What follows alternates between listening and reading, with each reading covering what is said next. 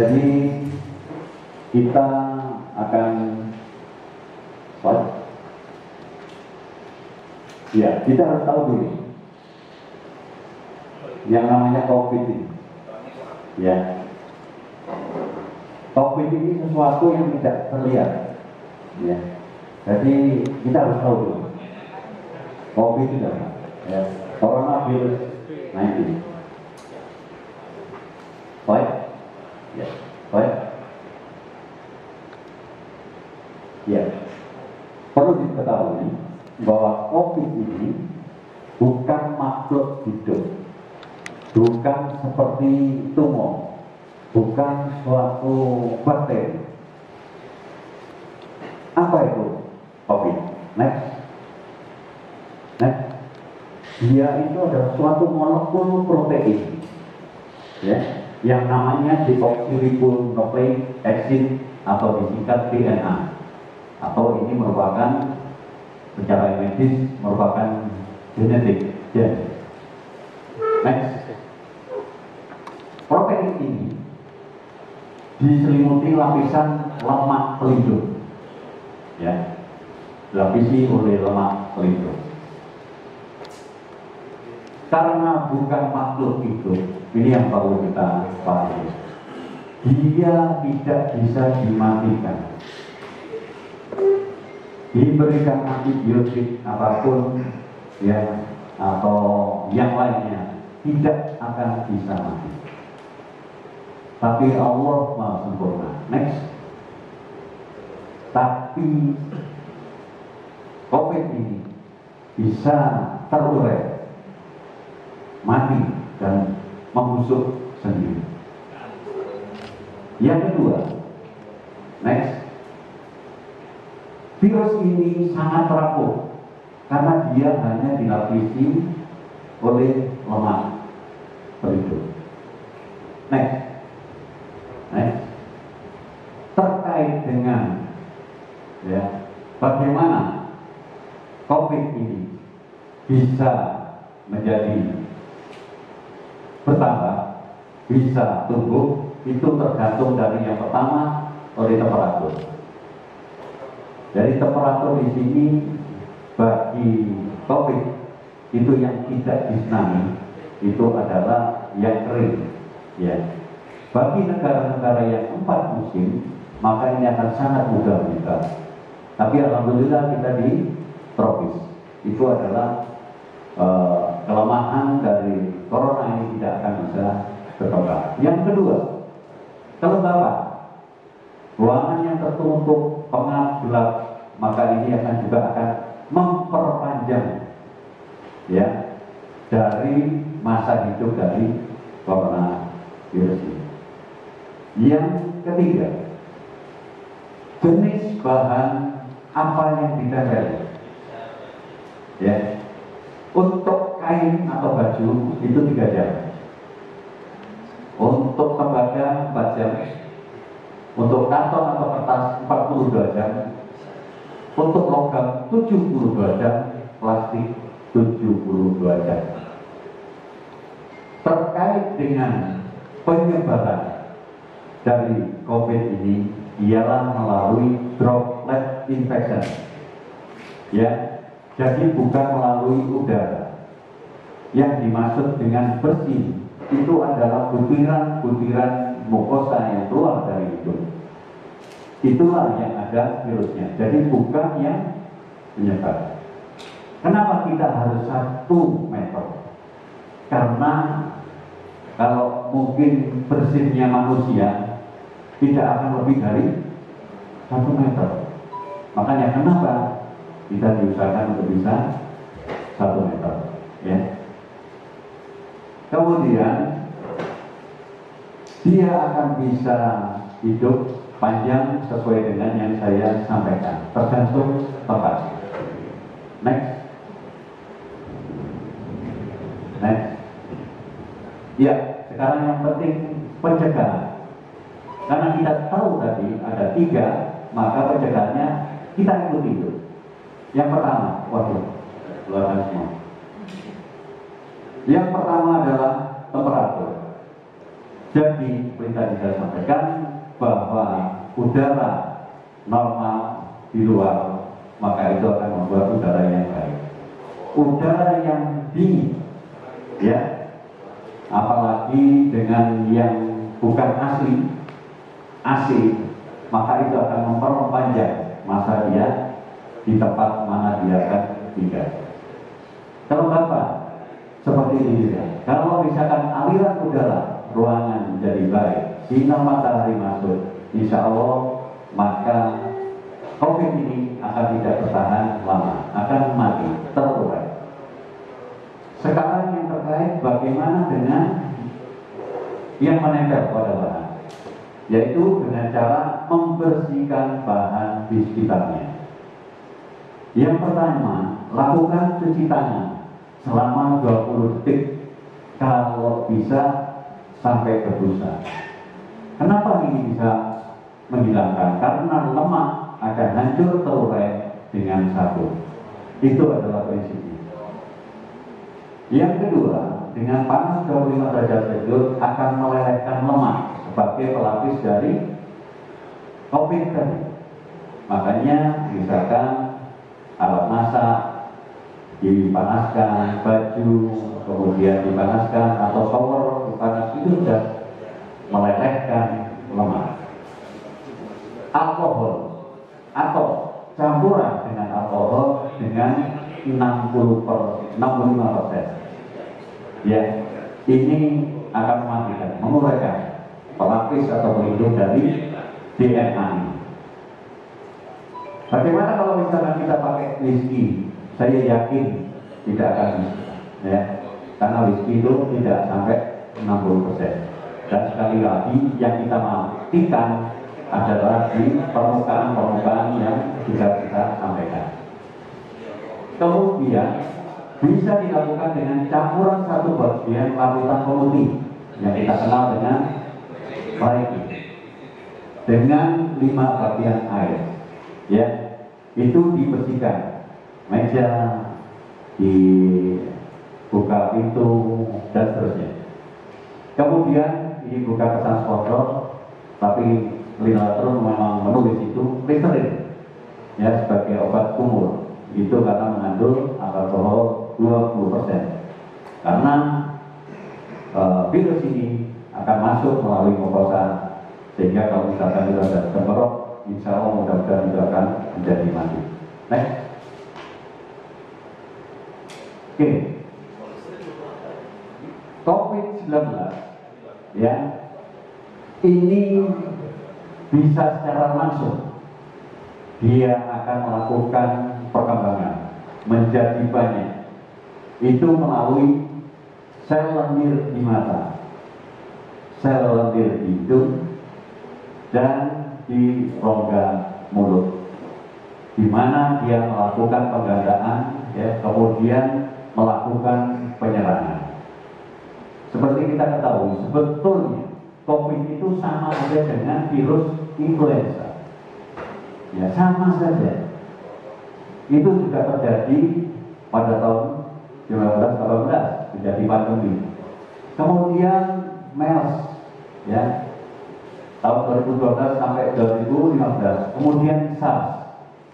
Itu semua juga virus, bukan makhluk hidup, dia adalah DNA. Sekarang kita lagi yaitu dengan istilah corona. Kesimpulannya bahwa ini semuanya adalah virus. Apa yang harus kita lakukan? Next. Sebelum kode. Jadi DNA itu di dalam ikatannya itu ada beberapa.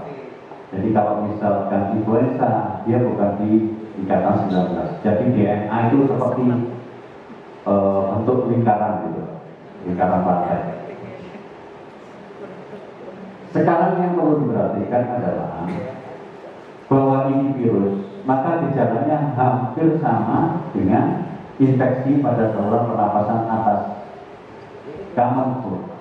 Jadi panas, kemudian ada batuk, ya, kemudian yang paling ditakuti ya itu mulai terjadi infeksi pada saluran pernapasan atas yang disebut dengan pneumonia.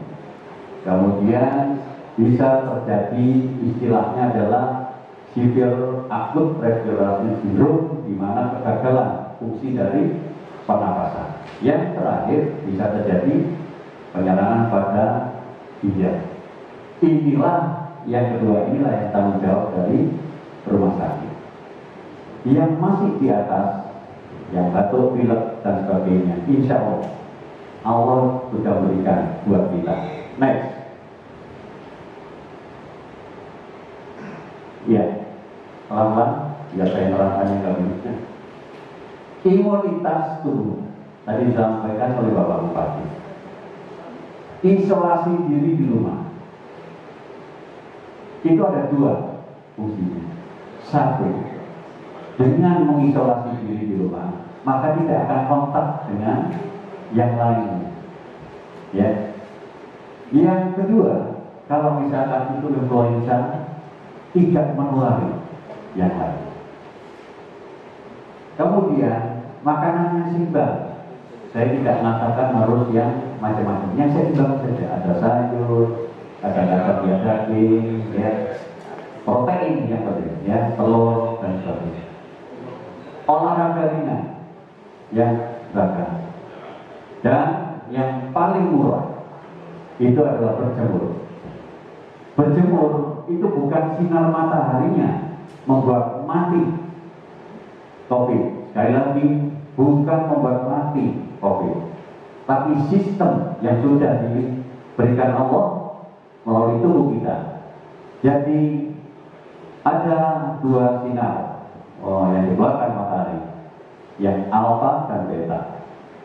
Yang alfa itu yang pagi itu malah lebih berbahaya, yang gelombangnya pendek. Yang panjang, yang B itu yang bagus.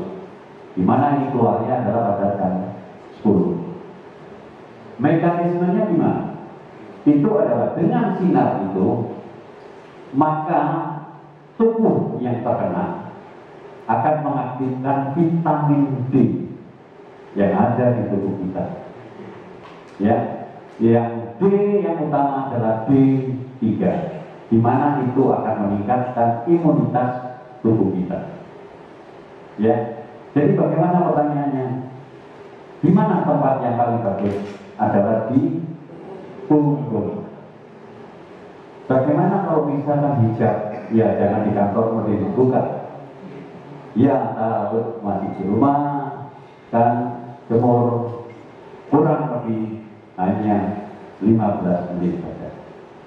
Insya Allah kita akan berjalan, maka D3 akan aktif, maka imunitas kita akan keluar. Jaga jarak dengan keluarga dekat. Maksudnya kalau sudah ada tanda-tanda batuk, ya kasihanilah istri kita, anak kita, jangan mencium, ya. Ya, apalagi yang sudah ada tanda batuk-batuk ini mari kita hindari. Ya. Itu gunanya seperti tadi, bahwa itu dikeluarkan melalui droplet, bukan udara. Ya. Lanjut, vitamin C. Ya, vitamin C nanti jangan dikonotasikan kita harus beli vitamin C. Nanti akan naik juga ya vitamin C. Ya, apa yang ada di kita? Ya, jeruk dan sebagainya. Pokoknya yang rasanya kecut itu adalah vitamin C. Kecuali kecut yang dikeluarkan dari badan kita. Ya. Lanjut, istirahat cukup. Walaupun isolasi, mengikuti lihat ini pada akan bisa menimbulkan imunitas. Yang terakhir, yang terpenting, next, berzikir. Kenapa kita manusia pasti banyak kelemahan kekurangan? Dengan memohon kepada Allah, kita akan bisa dan hindarkan ya dari penyakit ini. Next, ini yang salah dalam menindaklanjuti terkait dengan COVID. Satu, membawa ke rumah sakit ini sebetulnya kan bisa sembuh sendiri. Kalau dibawa ke rumah sakit itu namanya ada rumah tempatnya orang sakit. Banyak di sana koma. Ya. Jadi sebetulnya sehat karena dibawa ke rumah sakit, dibawa ke puskesmas, maka jadi sakit. Ya. Karena pasti akan lebih banyak kontak. Lanjut. Mengusir, bahkan menolak pasien dalam pengawasan dan atau sudah sembuh. Jadi dari keterangan saya di atas, ya, jadi pasien kita yang kita rawat 3 positif. Nanti insya Allah Senin akan kita ambil sampel terakhir.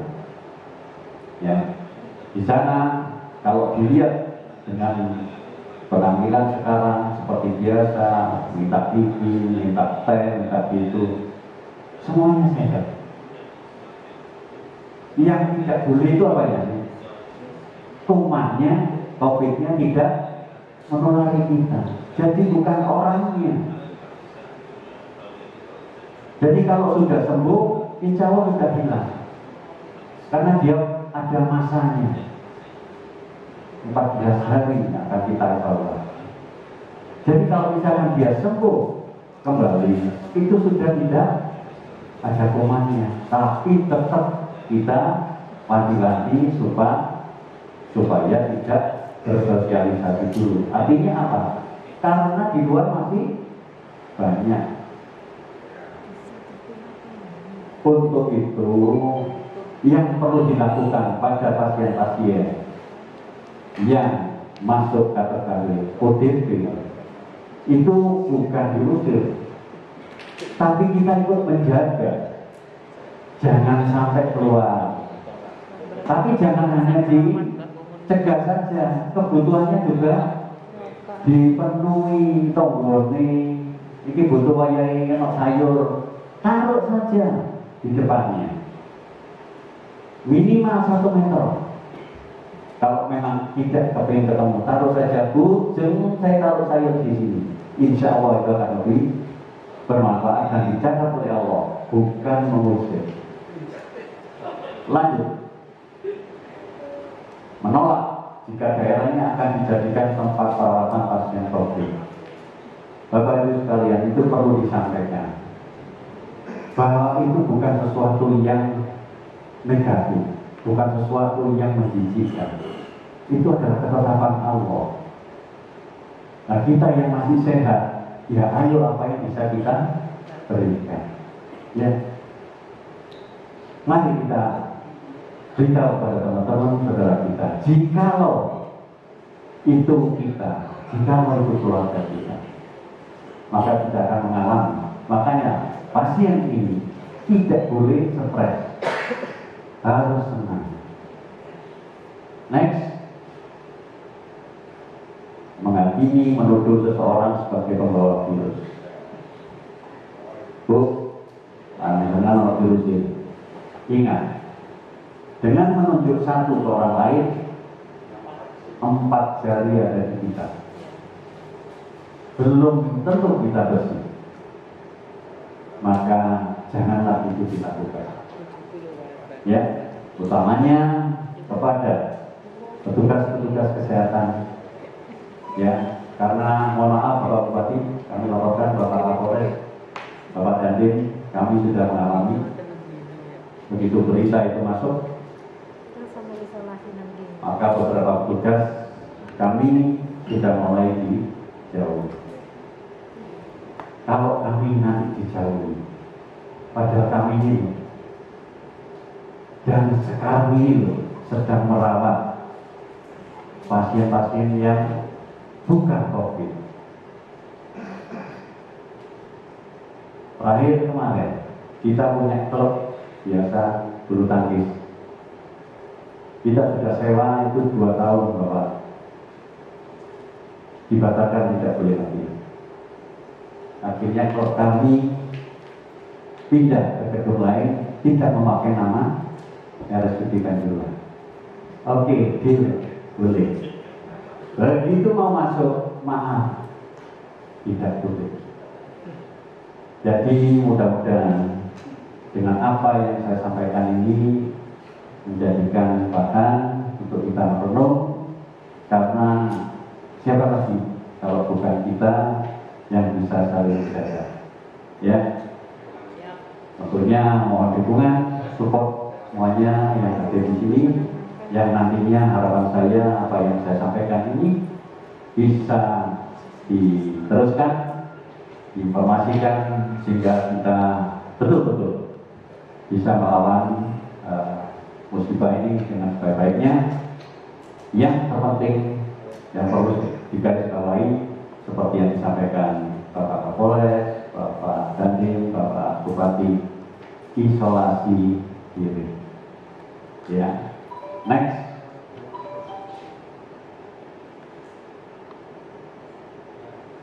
Siapa sih sebetulnya pahlawan yang sebenarnya pada saat ini? Next.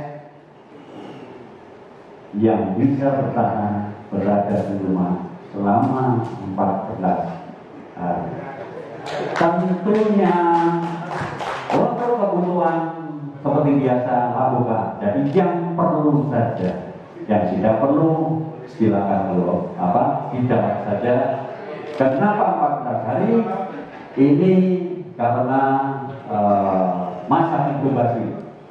Makanya pemerintah pusat melihat 14 hari, melihat yang di lapangan kok masih banyak kegiatan, maka ini diperpanjang. Jadi sebetulnya kalau kita sepakat semua 14 hari, kita tidak akan pulang lama. Tapi kalau kita ini masih ada yang aneh, maka ini akan semakin mempanjang. Itu yang bisa saya sampaikan. Semoga bermanfaat. Kesalahan ada dari saya pribadi, yang benar bantuan dari Allah SWT. Terima kasih. Assalamualaikum warahmatullahi wabarakatuh.